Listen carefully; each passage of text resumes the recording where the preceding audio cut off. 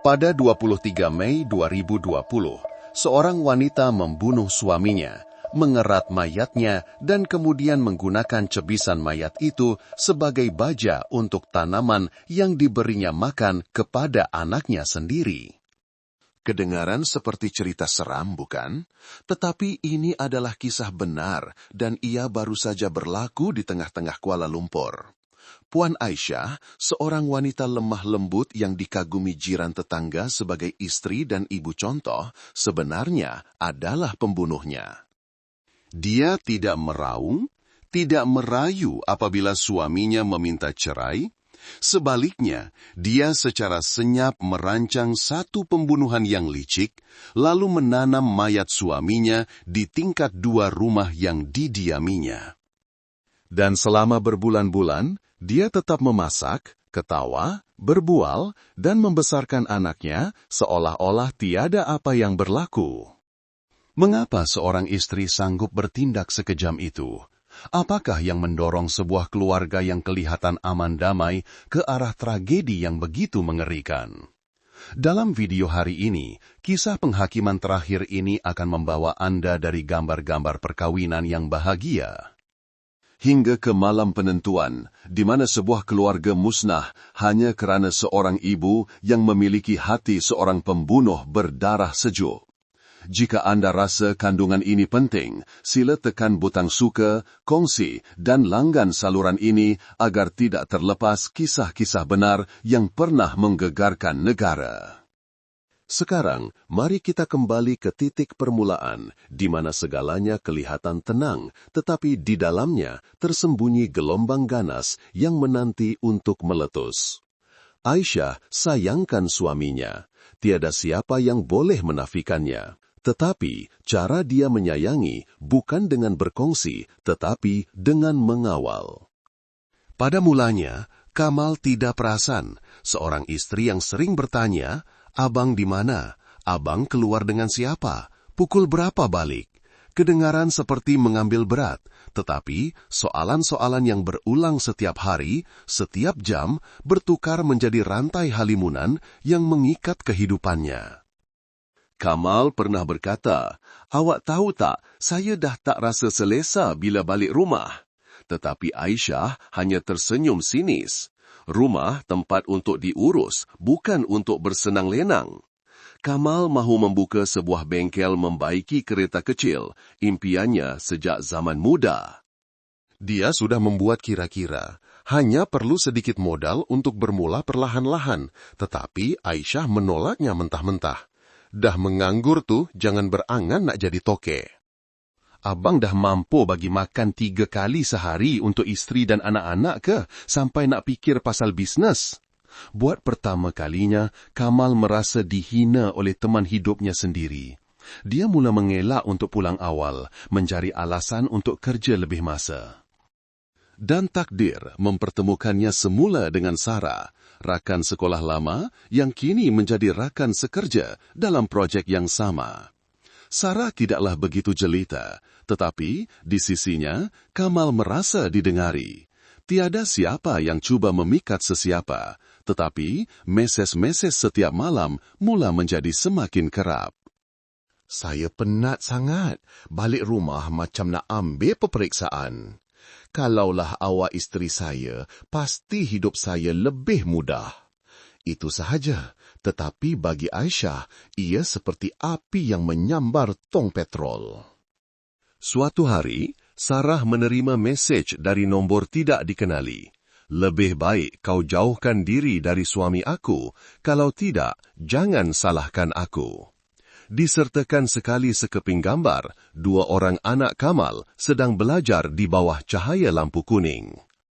Tidak perlu ditandatangani, semua orang tahu siapa pengirimnya. Kamal menjadi sangat marah, mereka bergaduh besar. Buat pertama kalinya selepas bertahun-tahun memendam rasa, dia menghentak meja. "Saya tak curang, tapi saya dah penat dengan rumah ni. Setiap hari macam dalam mahkamah, saya bukan lagi manusia, tapi seorang tertuduh yang tinggal serumah dengan istri sendiri." Dan kemudian ayat penamat itu pun terkeluar. "Saya nak cerai." Bilik itu tidak lagi riuh dengan pertengkaran, hanya kesunyian yang panjang. Tiada siapa tahu apa yang muncul di mata Aisyah pada saat itu. Tetapi satu perkara yang pasti, sejak itu dia bukan lagi seorang istri yang terluka, tetapi seorang perancang yang mula membuat kiraan. Selepas ayat "Saya nak cerai" diluahkan, Kamal menyangka dia baru sahaja mencetuskan sebuah taufan. Dia fikir Aisyah akan menangis, merayu, mengamuk. Tetapi tidak, dia hanya duduk terdiam, tidak bercakap, tidak memandang, tidak menjerit. Kesunyian itulah yang lebih menakutkan Kamal berbanding sebarang pertengkaran. Aisyah mula berubah, bukan dengan tindakan kasih sayang, tetapi dengan sikap dingin yang teratur. Makanan di atas meja masih lengkap, tetapi tiada lagi pertanyaan mesra. Rumah masih bersih, tetapi segalanya terasa kosong. Dan dalam hari-hari yang tenang itulah, sebuah rancangan telah dimulaikan secara senyap. Sejarah pelayar internet tidak pernah menipu.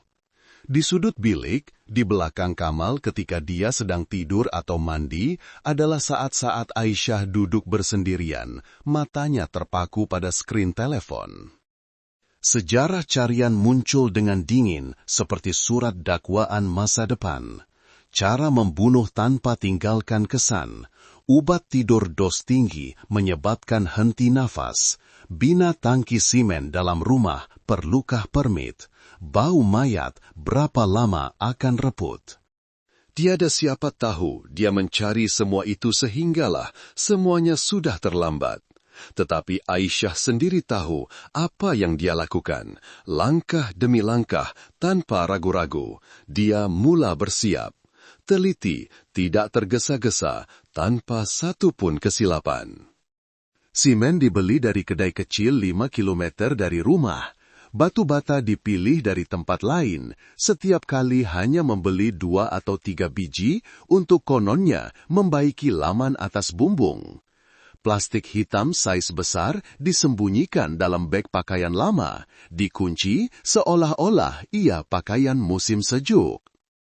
Setiap barang dibawa pulang sedikit demi sedikit, seolah-olah sedang bersedia untuk membaiki bumbung rumah. Tiada siapa yang curiga, termasuk Kamal. Kerana siapa yang akan mengesyaki seorang istri yang masih mengemas setiap hari, masih mencuci pakaian wangi untuk anak-anak, masih menghidangkan makanan untuk suami tepat pada masanya. Suatu hari, dia duduk di sebelah Kamal semasa makan malam. Kamal baru sahaja menelepon peguam untuk menyediakan fail perceraian. Aisyah bertanya lembut, "Kalau kita berpisah, abang nak tuntut hak penjagaan anak kan?" Kamal memandangnya sambil mengeluh. "Saya tak nak berebut dengan awak, tapi saya akan buat apa saja supaya anak-anak dapat hidup dengan orang yang boleh bagi mereka masa depan." Pada saat itu, di mata Aisyah, yang hancur bukan lagi perkawinan, tetapi hak pemilikan, perasaan dirampas, perkara paling penting dalam hidupnya. Dan apabila manusia tidak lagi dapat mengawal, mereka boleh memusnahkan. Selepas makan malam itu, Aisyah duduk bersendirian lama di dalam bilik. Dia tidak menangis, hanya ada bisikan dingin di kepalanya. "Awak boleh pergi, tapi awak takkan pernah dapat ambil anak-anak saya. Takkan pernah." Sejak saat itu, rancangan itu bukan lagi sekadar pertahanan. Ia telah menjadi hukuman mati untuk lelaki yang pernah menjadi suaminya, bapa kepada anak-anaknya. Malam itu, Kuala Lumpur hujan renyai-renyai, bukan hujan lebat, tetapi jenis hujan yang tidak berhenti, seolah-olah langit juga ragu-ragu dengan apa yang bakal berlaku. Di dalam rumah kecil itu, di tingkat 2, Aisyah berdiri di dapur memasak rendang ayam, makanan kegemaran Kamal. Tangannya masih lincah seperti malam-malam sebelumnya. Tetapi kali ini, di dalam kabinet kecil di tepi dapur, ada sesuatu yang baru. sepaket obat tidur berdosis tinggi. Kamal pulang kerja lewat, badannya letih, lesuh, baju hujannya basah kuyup. Melihat hidangan tersedia, dia terkejut. Lama awak tak masak lauk nih. Saya pikir patut bagi abang makan sedap-sedap sebelum semuanya berubah. Jawab Aisyah, matanya tertumpu pada mangkok nasi, bukan pada suaminya. Dia menuangkan segelas jus oren untuk Kamal dengan lembut, mesra, tanpa sebarang tanda yang luar biasa. Di dalam gelas itu terdapat dos ubat yang cukup untuk membuat seorang dewasa tidak sadarkan diri selama berjam-jam. Kamal meminumnya sehingga habis, dia tidak mengesyaki apa-apa. Apabila anak-anak sudah tidur, Kamal pun berbaring. Tidak sampai 15 menit kemudian, nafasnya mula berat, matanya kuyu, tubuhnya perlahan-lahan terkulai dalam tidur yang dipaksa. Ketika itu Aisyah duduk di tepi katil, memandang suaminya lama, tidak menangis, tidak gementar, tidak ragu-ragu, hanya satu ayat yang terluah sangat perlahan. Saya minta maaf, tapi awak dah pilih orang yang salah untuk ditinggalkan. Rumah itu sunyi sepi, hanya kedengaran bunyi hujan menitik di atas bumbung zinc. Di tingkat 2 itu juga, selama beberapa minggu sebelumnya, Aisyah secara senyap telah membina sebuah pasu konkrit yang baru. Tepat di lokasi lama yang dahulunya ampayan, dia memberitahu jiran-jiran mau menanam sayur organik untuk anak-anak. Tiada siapa sangka ia akan menjadi kubur simen yang telah disediakannya. Malam itu, Aisyah melakukan semuanya sendirian. Dari menyeret Kamal ke tingkat atas, sehinggalah membalut tubuhnya dengan 3 lapisan plastik hitam, dilekatkan dengan pita pelekat, menabur serbuk kapur untuk menghilangkan bau, kemudian menuang simen lapisan demi lapisan. Setiap langkah seolah-olah telah dilatih di dalam kepalanya beratus-ratus kali. Mungkin perkara yang paling menakutkan bukanlah perbuatan kejam itu, tetapi ketenangan wanita itu. Dia tidak menangis, tangannya tidak menggeletar. Hanya sekali sahaja, ketika sedang membancuh simen, dia berhenti sekejap dan berbisik, "Anak-anak perlukan ibu, dan ibu tak boleh biarkan sesiapa rampas mereka." Satu pengakuan diri seolah-olah dialah mangsanya. Satu justifikasi untuk sebuah rancangan paling berdarah sejuk yang boleh dibayangkan. Menjelang subuh, ketika hujan sudah reda, segalanya di dalam rumah kembali seperti biasa. Meja makan malam telah dibersihkan, bilik telah dilap dengan teliti. Kedua-dua anaknya masih tidur nyenyak tanpa mengetahui apa-apa. Dan di tingkat 2, kini terdapat sebuah kebun sayur organik yang baru. Di bawahnya tersembunyi rahasia paling mengerikan seorang istri. Sejak malam itu, Kamal hilang, dan Aisyah tetap tersenyum, tetap menghantar anak ke sekolah, tetap memberitahu semua orang bahwa suaminya sedang bekerja jauh. 4 bulan berlalu sejak malam penentuan itu. Di mata semua orang, Aisyah masih seorang istri yang rajin, seorang ibu yang tabah, dan seorang balu muda yang suaminya bekerja jauh. Dia memberitahu jiran-jiran, dia ke Sabah buat proyek pembinaan, jarang-jarang dapat telepon, lain Kak Sahna tak elok. Dan semua orang percaya, karena Aisyah masih menghantar anak ke sekolah seperti biasa, masih menjaga kebun sayur di tingkat 2 yang menghijau subur seperti kebun seorang ibu yang penyayang. Tetapi ada seorang yang tidak percaya, Azlan, adik kepada Kamal. Azlan menelepon abangnya berpuluh-puluh kali. Pada mulanya hanya risau, lama-kelamaan mula rasa tidak sedap hati. Apabila ditanya kepada Aisyah, jawaban yang sama diterima. Abang Kamal sibuk sangat, dia pesan jangan ganggu. Tetapi abangnya tidak akan pernah meninggalkan keluarga begitu lama, tanpa satu pun mesej bertanya kabar. Lewat petang satu hari di awal bulan Oktober, Azlan memutuskan untuk terus ke rumah abangnya, tanpa memberitahu, tanpa menghantar mesej. Pintu terbuka. Aisyah masih tersenyum menjemput masuk, seolah-olah tiada apa yang luar biasa. Tetapi Azlan cepat menyadari ada sesuatu yang tidak kena. Rumah itu terasa dingin, bukan karena cuaca, tetapi kedinginan karena kekosongan. Dua anak saudaranya yang dahulu lincah, kini duduk termenung. Suasana sunyi sehingga menyesakkan nafas. Azlan bertanya, "Mana Abang Kamal? Bagi nombor dia, saya nak cuba telefon." Aisyah menjawab selamba. Dia dah tukar nombor, kakak pun tak dapat hubungi dia selalu. Kemudian dia berpaling dan terus ke dapur. Matanya dingin, tiada sedikit pun riak sedih, tiada kerinduan, tiada kebimbangan. Dan pada ketika itulah, Azlan terhidu satu bau yang aneh. Tidak jelas, tidak menusuk hidung, tetapi satu campuran yang pelik. Bau hapak, bau baja yang kuat, dan di celah-celahnya ada bau hanyir yang manis memualkan, seperti mayat dalam cerita-cerita detektif. Azlan naik ke tingkat 2. Kebun sayur masih hijau segar, barisan sawi yang subur, beberapa pokok tomato sedang berbuah, tetapi bau itu lebih kuat di situ.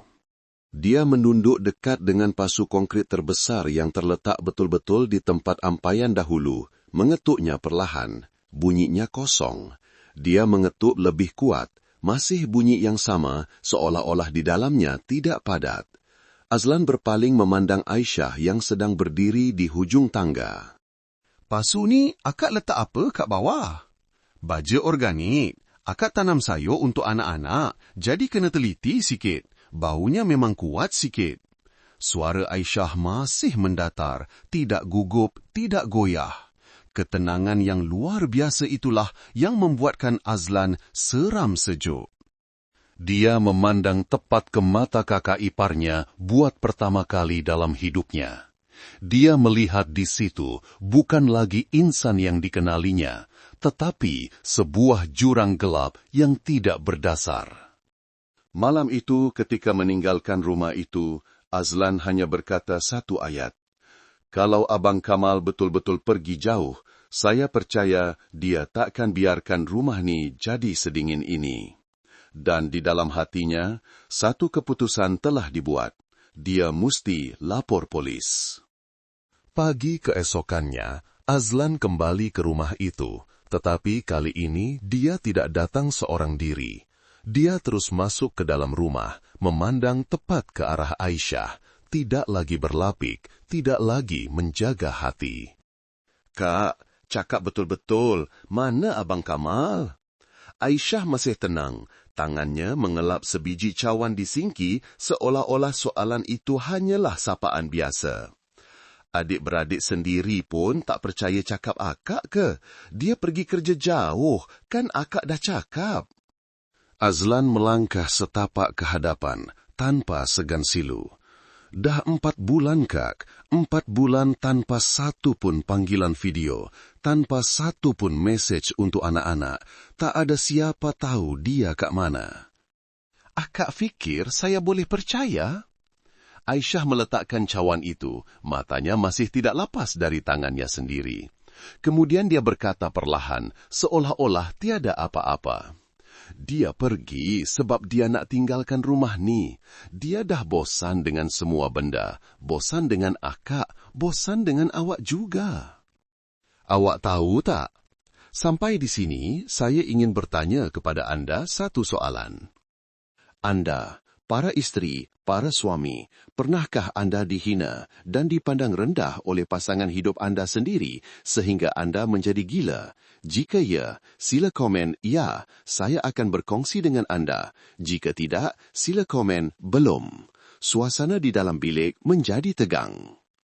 Di satu pihak, seorang lelaki yang cuba menahan sabar, tetapi matanya sudah merah. Di satu pihak lagi, seorang wanita yang tidak takut, tidak gemetar, hanya dingin. Azlan mengalihkan pandangannya ke arah tangga menuju ke tingkat 2. "Saya dah terhidu baunya. Bau tu tak macam bau baja." "Itu bau yang tak boleh dipalsukan." Aisyah mengangkat muka, senyuman nipis terukir, hampir menghina. Awak ni banyak sangat baca cerita detektif, Azlan. Bau apa yang tak sama dengan apa? Abang Kamal dah pergi, akak tak dapat tahan dia. Itu saja. Tetapi cara dia berkata, itu saja, membuatkan hati Azlan tersentak. Wanita ini langsung tidak menunjukkan sekelumit pun kesedihan. Azlan memandang sekeliling rumah. Semuanya terlalu kemas, terlalu sunyi. Dia tiba-tiba berkata seolah-olah bertanya pada diri sendiri dan juga memberi amaran. Seorang suami hilang. Seorang isteri hidup macam tak ada apa-apa yang berlaku. Sekeping gambar pun tak beralih tempat. Akak rasa polis akan fikir macam mana? Ayat itu membuatkan pandangan Aisyah sedikit goyah. Dengan pantas, dia berpaling. Awak nak fitnah akak? Ada bukti ke? Azlan tidak menjawab. Dia hanya diam-diam mengeluarkan telefonnya dan menekan nombor yang telah disimpannya sejak malam tadi. Hello, saya Azlan. Saya nak buat laporan. Abang saya hilang dan saya syak ada sesuatu yang tak kena dalam rumah ni. Pertarungan itu berakhir, tetapi tanpa jeritan, tanpa pergulutan, hanya ayat-ayat dingin di antara dua insan. Seorang bertekad mencari kebenaran, seorang lagi cuba menyimpan rahsia terakhirnya dalam kegelapan.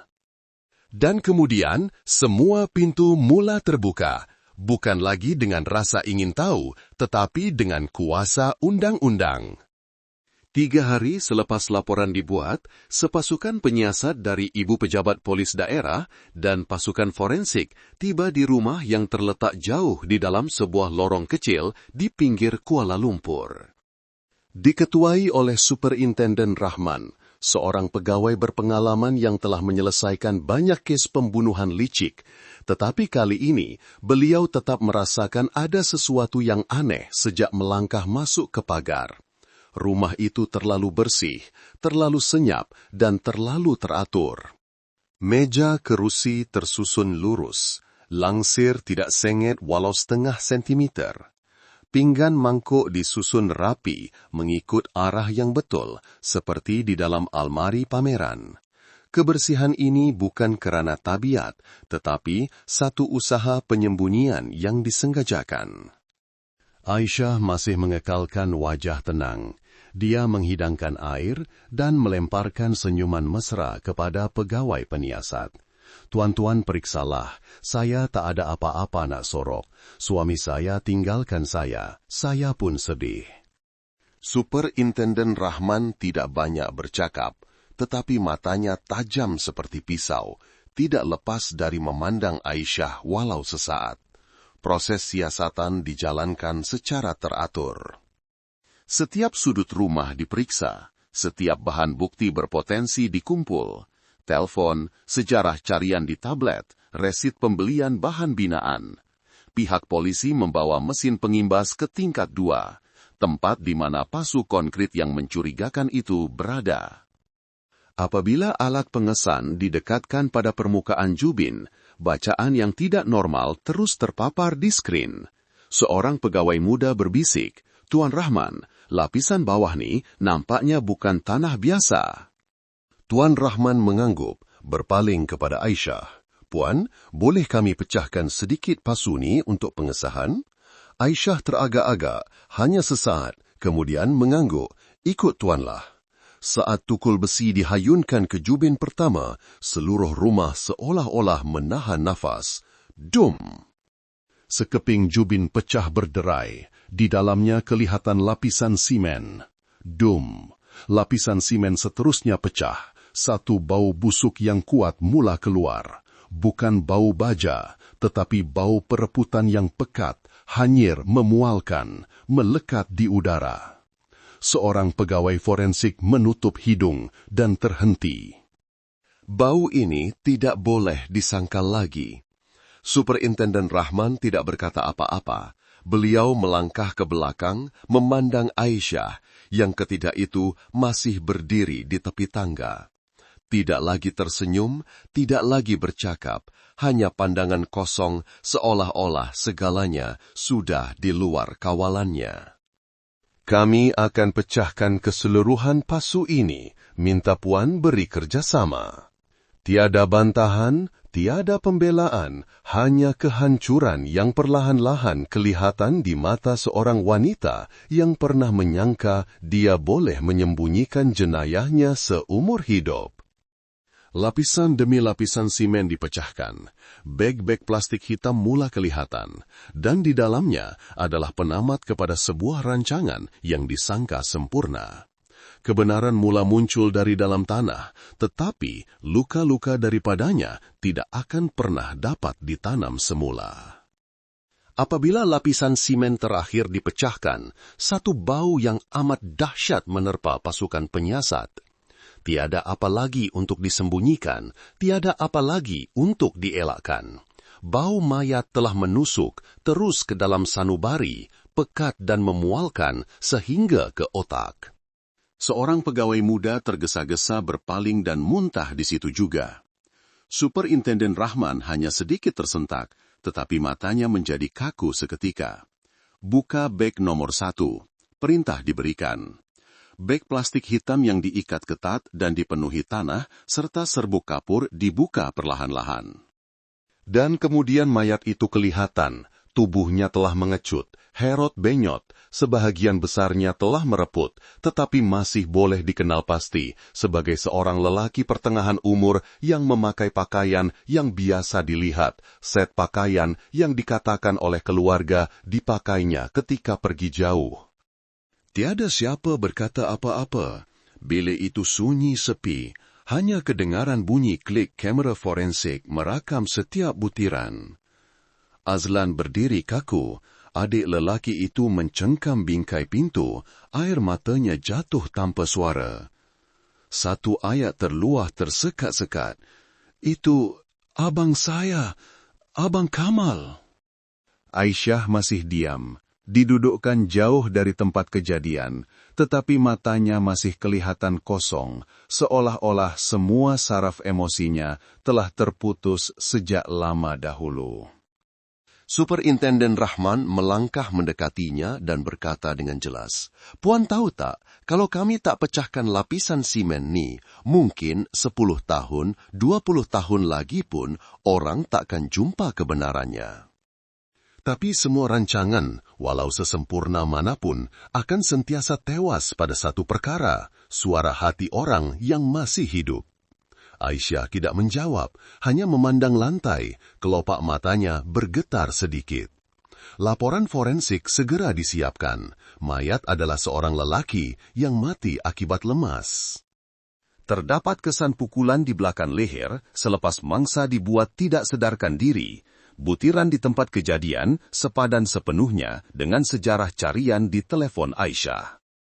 Semuanya secocok seperti sebuah skrip yang diarahkan dan dipentaskan oleh istri yang pernah dipuji sebagai seorang yang prihatin dan contoh. Ketika dibawa menaiki kendaraan polis ke ibu pejabat, Aisyah menoleh ke belakang memandang rumahnya. Rumah separuh tingkat, bumbung zinc pudar, pintu besi kelabu. Rumah ini pernah menjadi seluruh dunia saya. Satu bisikan, tiada siapa pasti sama ada dia bercakap kepada orang lain atau kepada dirinya sendiri. Tetapi di matanya, tiada penyesalan, tiada kesedihan, hanya kekosongan mutlak, seorang wanita yang telah menanam dirinya sendiri di dalam rekahan psikologi yang tiada siapa sempat menampalnya. Kebenaran telah terbongkar, tiada lagi alasan, tiada lagi jalan keluar, dan akibat di sebalik mayat di bawah lapisan konkrit itu akan menjadi luka yang tidak akan pernah sembuh bagi anak-anak dan mereka yang ditinggalkan. Di bilik soal siasat balai polis, Aisyah duduk berhadapan dengan pegawai penyiasat. Tidak bergari, Tidak menjerit, hanya seorang wanita berusia lingkungan 35 tahun, rambut separas bahu, wajahnya letih seperti tidak cukup tidur berhari-hari. Tetapi di matanya tiada bayang-bayang penyesalan. Laporan pengakuan pertamanya hanya 5 baris, tidak berbelit-belit, tidak menyalahkan sesiapa.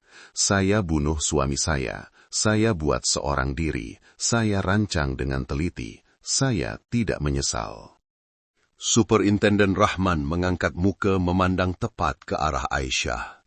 Puan ada fikirkan tentang anak-anak Puan ketika Puan memutuskan untuk membunuh bapa mereka?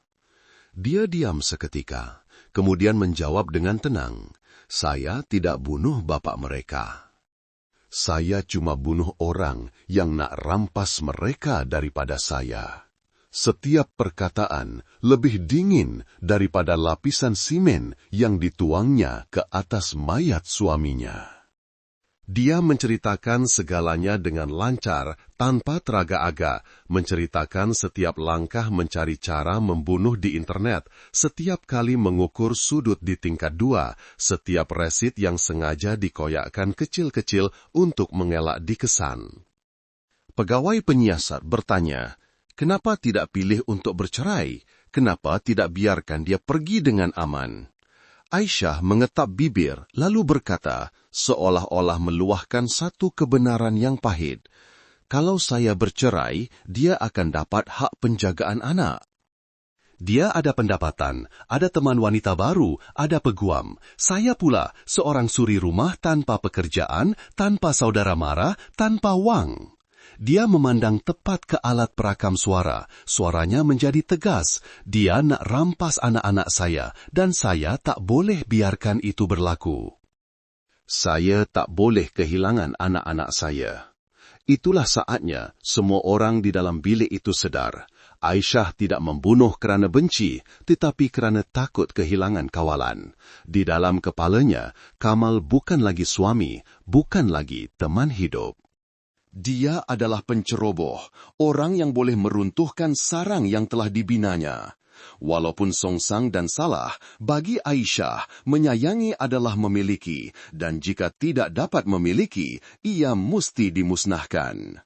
Superintenden Rahman mengetuk meja. Puan, pernah fikir tak bagaimana anak-anak Puan akan membesar bila mereka tahu ibu mereka membunuh bapa mereka? Aisyah tersenyum nipis. Mereka akan benci saya. Mungkin, tapi sekurang-kurangnya mereka masih ada saya. Ketika itu, seluruh bilik seolah-olah terdiam.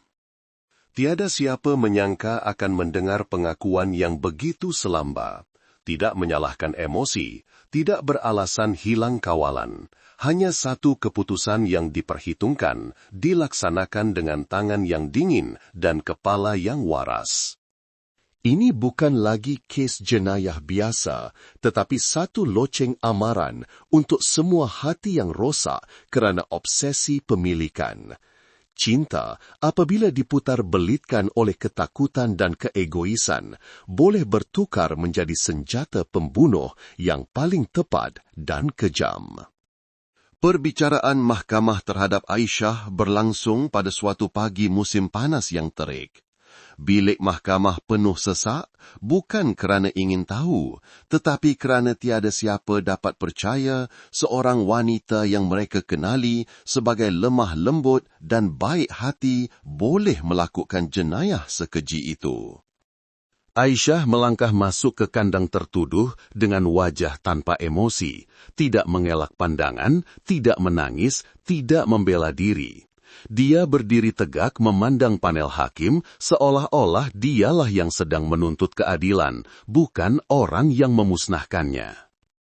Kertas pertuduhan dibacakan. Setiap butiran seperti torehan pisau pada ingatan mereka yang masih hidup. Merancang membunuh suami, menyembunyikan mayat.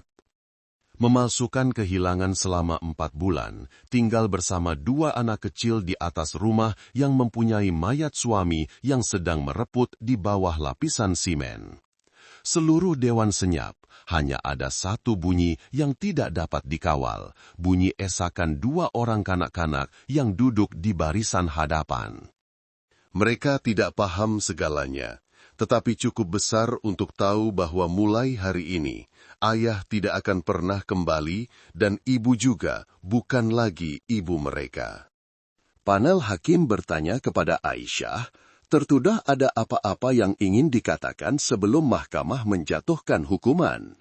Dia diam sejenak, kemudian berkata seolah-olah membaca sesuatu yang telah dihafal. Saya tidak bunuh dia kerana benci. Saya bunuh kerana saya tiada jalan lain. Saya terima hukuman.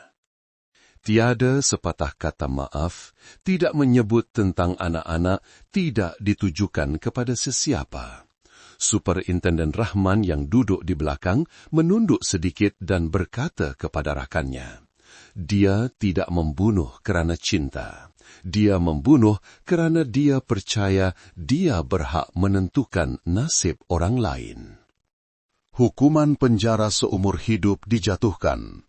Tiada siapa yang bertepuk tangan, tiada siapa yang membantah. Keadilan telah ditegakkan, tetapi kesakitan masih utuh. Persoalan paling pedih kini bukan lagi mengapa Aisyah membunuh suaminya, tetapi bagaimana kedua-dua anak itu akan hidup dengan kenangan seorang ibu yang telah membunuh bapa mereka sendiri. Mereka diambil untuk dijaga oleh keluarga bapa saudara mereka, Azlan. Sebuah rumah baru, satu permulaan baru. Tetapi siapa yang akan memulihkan keretakan di dalam jiwa mereka? Pakar psikologi berpendapat bahwa kanak-kanak yang membesar dalam tragedi sebegini sering membawa ketakutan terhadap cinta dan kepercayaan. Mereka bukan sahaja kehilangan ibu bapa, tetapi juga kehilangan rasa selamat terhadap kehidupan itu sendiri. Kes ini ditutup, tetapi tiada pengakhiran yang sempurna. Seorang mati, seorang dipenjara. Dua orang anak membesar dengan satu soalan yang tiada siapa dapat menjawabnya. Mengapa seorang ibu sanggup membunuh bapa, lelaki yang pernah dikatakannya paling disayangi? Itulah hukuman untuk Aisyah. Tetapi kesakitan adalah hukuman seumur hidup bagi mereka yang ditinggalkan. Hai kawan-kawan semua, Anda dari mana ya? Coba komen sikit. Apa pendapat Anda tentang cerita kali ini? Oke tak? Saya doakan semoga Anda semua sentiasa sehat, selamat, dan sejahtera di mana jua Anda berada. Kalau Anda sendiri ada kisah atau pengalaman yang menarik, jangan segan silu untuk kongsikan di ruangan komen di bawah supaya kita semua boleh baca bersama.